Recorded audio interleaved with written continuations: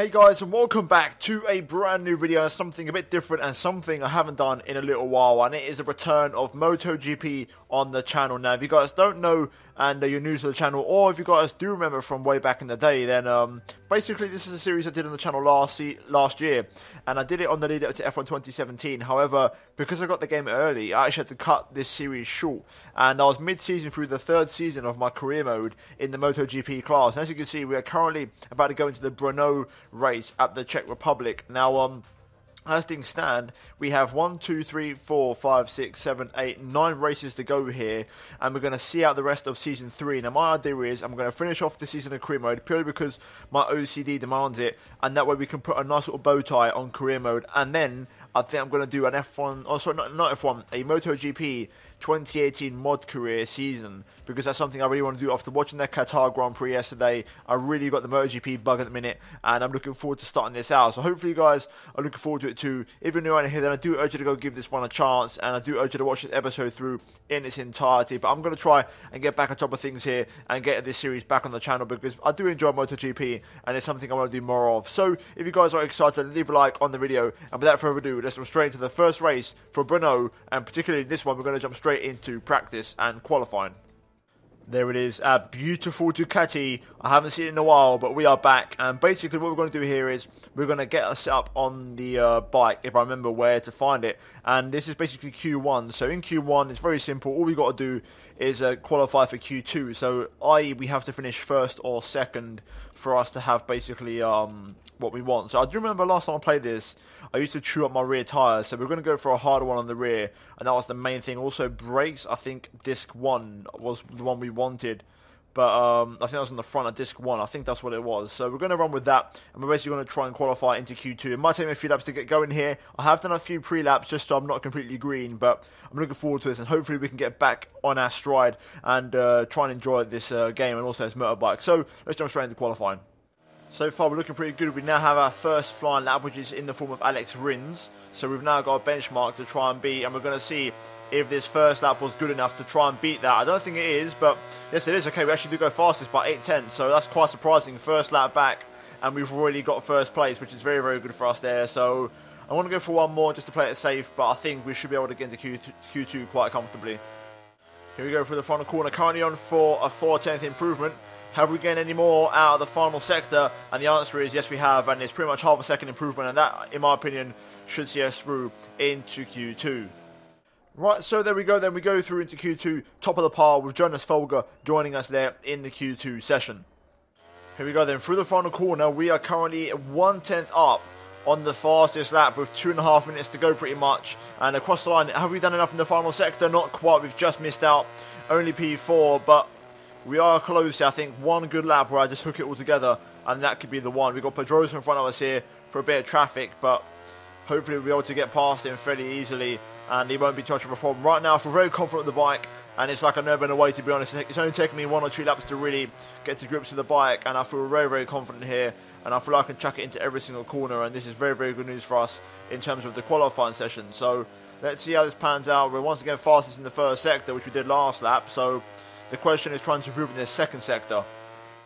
Here we go for the final corner. I'm a 10th down on my personal best, which was a shame because I was on for a very good lap here, but Pedrosa got in the way. But across the line, have we done enough? Not quite. Still haven't improved, so this is going to be our last attempt here, so we've got to make this one count and try and make this up the best it can be.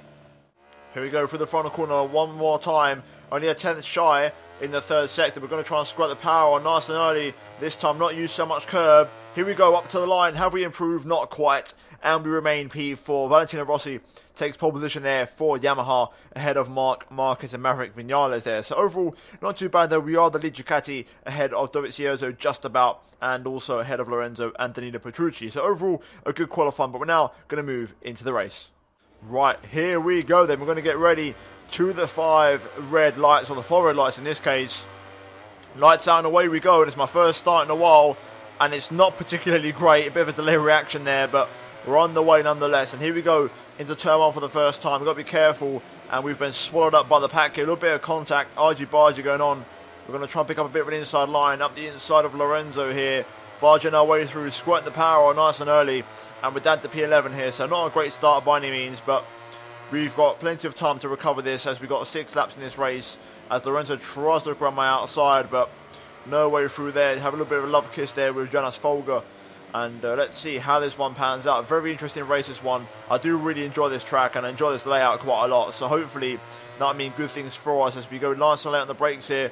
Up the inside of Jonas Folger, the German. Have we pulled it off? No, we haven't. The Folger's just cut back underneath me. And it looks like Lorenzo's looking for a move as well here on the inside. We're going to try and slice back underneath Folger. Can we stick our bike in? Yes, we do.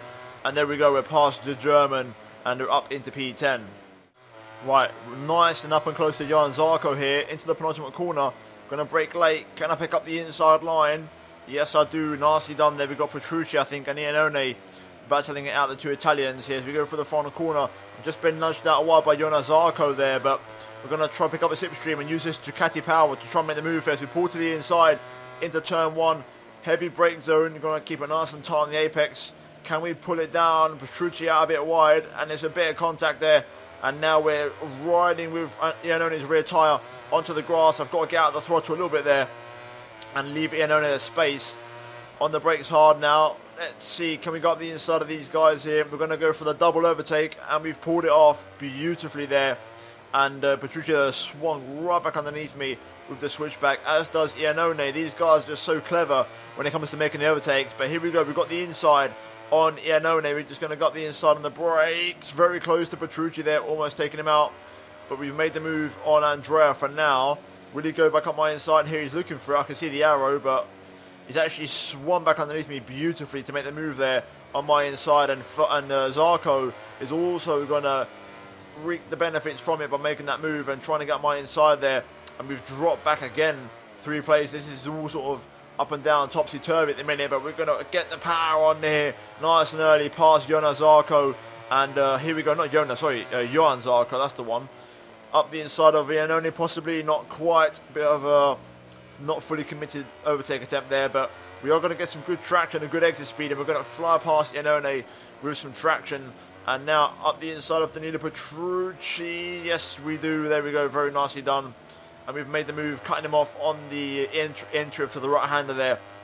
And we're now up into 7th place. Right, we've got Crutchlow and Pedrosa really fighting it out here. So this will be another opportunity for us to make some moves, possibly, as we just get a little bit closer to them. But those two are really going at it fastly. So that's going to be a real nice opportunity for me to really get close. As you can see here, Crutchlow looking for the inside on Danny Pedrosa. And we're going to try and set ourselves up for a move, possibly, here. If we can just sort of get the bike tactically set up for maybe some sort of switchback manoeuvre. Here we go, very close to Crutchlow here. We've got some great exit speed out of there. And we're just going to launch it on the brakes up the inside of the Brit. Is there any space? We're onto the curb. A little bit of a love tap there, but we've made it work. And we've squirted our way past Cal Crutchlow for now. And will he come up back on my inside here? Who knows? But now we're very close to Danny Pedrosa, who's going a bit slow through that apex. Crutchlow lurking dangerously behind us, but we've managed to keep him behind. So up into P6 now as we go very soon to the start of lap number 4. The question is, how many more places can we pick up here in this race, as Pedrosa breaks very early there for the penultimate corner. Bit of a interesting, different sort of type of lines everyone's taking here, but through the final corner onto the start of lap number 4. Let's see if we can try and get any more positions here. Nice exit speed out there. We're going to power the Ducati on, fly past Danny Pedrosa, just about avoiding the grass there, up into P5. Very nice move, and Pedrosa's not want to dive on the brakes very late, so we're going to be able to hold on to this one, I think, unless he comes back underneath me, which is possible due to his very light body weight. But Pedrosa on my outside here. I'm going to squirt the throttle on, squeeze him out. There we go. A little bit ruthless, but we've got to make it work, and we're now into P5. Right, on to lap number 5, and Rossi sets the fastest lap, but I don't think we're too far behind here, and we're now catching up to Andrea Dovizioso here, which is very good. That front 3 is really battling hard at the minute, which is really costing them some time, so that's going to allow us to really catch up here. And right now, very close to my teammate Dovizioso here. As he brake hard, he's going to brake a little bit earlier, so we're going to try and tuck in the nose, try and maybe a little bit of a short shift here, stick my nose a bit. Dovi just cuts me off cleaning my tracks, but right now we're looking very quick around this track, and could not maybe ride off a podium just yet. We might have a chance still.